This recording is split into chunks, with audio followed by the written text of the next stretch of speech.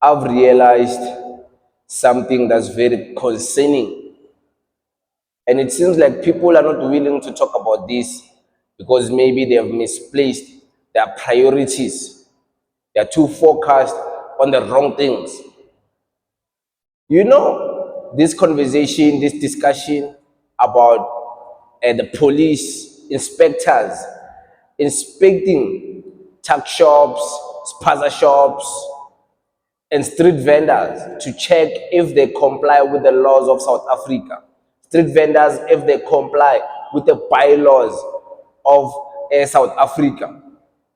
I've realized this won't just affect the foreigners who are selling in the streets, it will also affect our own South African people because not all South Africans comply with the laws, comply with the bylaws.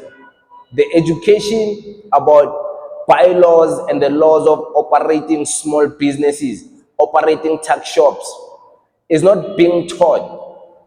People might have the need to want to go and sell, to want to go in the streets and sell something, but the education of registering businesses, putting your shop there, going to the metropolitan so you can get a license for you to for them to allow you to be able to sell in whatever space in the streets for you to comply with the bylaws. People are not doing that. People just take the stock, they put a table, and they sell. And it's not just foreigners who do that, even our own South African people. So I need people to be aware that if these initiatives go forward, expect more of our own people too, for their businesses to be found not complying with the laws. Whether it's the street vendors, the mothers, abo mama betu, abo koko betu, who are selling in the streets, whether aba paisa whatever, bathengisa ama fruits and veg, bathengisa umbila, or selling spinach in the street. Be ready for most of them to also be found not complying, because it is true, not many are complying with the laws. Of course, even foreigners included, not all foreigners are complying with the bylaws, are complying with the laws. Spaza shops in the hood, we all know there is South Africans who are operating spaza shops in the hood. Some comply, some don't comply with the laws. And complying is not just you registering your business and then it's done. It's not just that.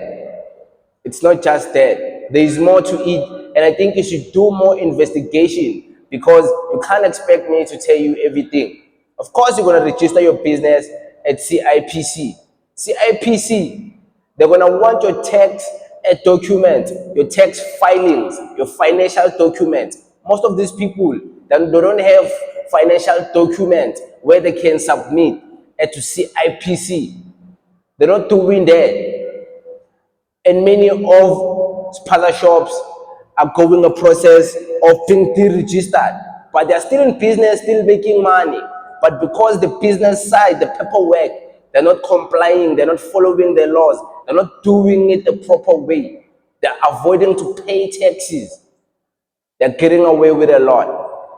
So you must expect many of South Africans being exposed to for not complying with the laws. Whether South African spaza shops, whether South African street vendors, abo mama betu selling outside schools. Outside the schools, they're selling food to the kids. You must expect them also to be found and exposed for not complying.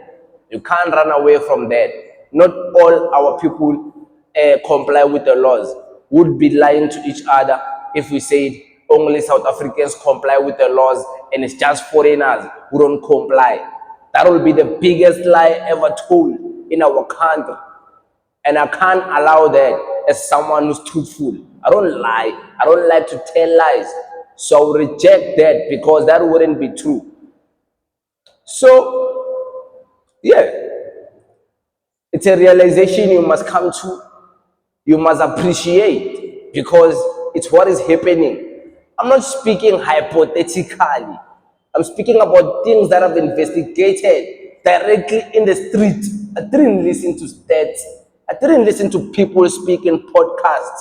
I went directly to the street vendors. I asked them, do you guys comply with the laws? Some say they comply. I'm like, what do you mean you comply? Where did you register to follow the bylaws of the street you are selling at? Where did you go to register, to get a license for you to sell here? They don't know. South African people, our own South African grannies, mothers, even our brothers and sisters, our uncles, they don't know. And you can't fault them because the education is not there.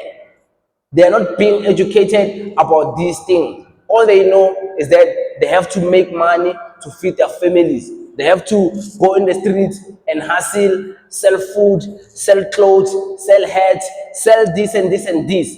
All they want is money to feed their families and take their children to school. But the education of the laws, bylaws, what should you do? What should be done? How should it be done? Where do you go? There's no education like that. And I thought these patriots would do such an initiative where they start teaching people about the laws, about how to operate a business and you don't break the laws. I thought they were gonna do that, but they're not doing that. They're all just complaining. They're not educating people. Why do you complain if you're not gonna educate people? There must be a catch for them, right? To destabilize and cause confusions. But this is not about patriots, fake patriots. This is about making everyone understand that if police and inspectors were to go fully in the streets, to street vendors, fully in everywhere, the townships, in the shops, tuck shops, saloons. Even South Africans do have saloons. Go everywhere to check for compliance. It's not just foreigners who are going to be found breaking the law. Even our own South Africans are going to be found breaking the law. I'm speaking, of course, visioning the future, because that's what's going to happen. I'm not speaking in the present tense. In the present tense, nothing is being done. Even to the foreigners who are operating illegally, nothing is being done. It seems like nobody cares. They're still operating a Josie in the streets, selling.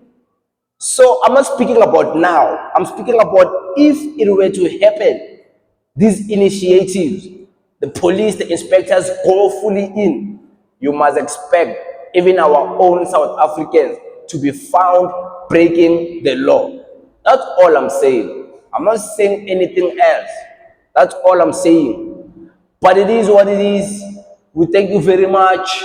May you have a wonderful day, a wonderful night, a wonderful evening. God bless you. Thank you very much.